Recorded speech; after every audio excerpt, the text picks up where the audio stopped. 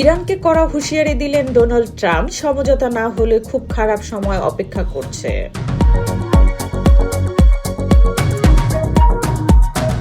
গাজায় ইসরায়েলি হামলায় আরও বহু নিহত, যুদ্ধবিরতির দাবিতে বাড়ছে আন্তর্জাতিক চাপ।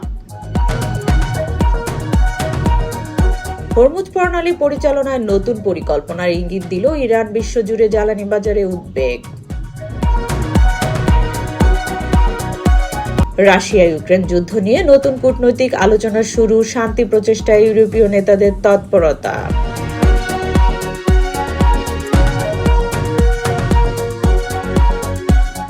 চীন যুক্তরাষ্ট্র সম্পর্ক নিয়ে নতুন উত্তেজনা, বাণিজ্য ও প্রযুক্তি খাতে বাড়ছে প্রতিযোগিতা।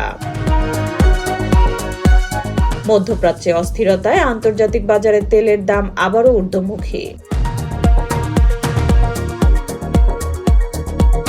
ইউরোপ জুড়ে অভিবাসন সংকট নিয়ে নতুন বিতর্ক, সীমান্ত নিরাপত্তা জোরদারের ঘোষণা।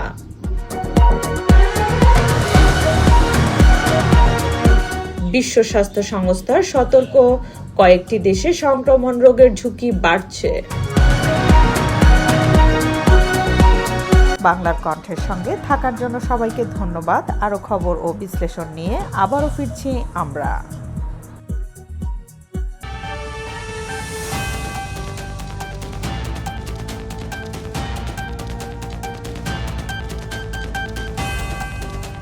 বিকে টিভি, যেখানে সত্য কথা বলে।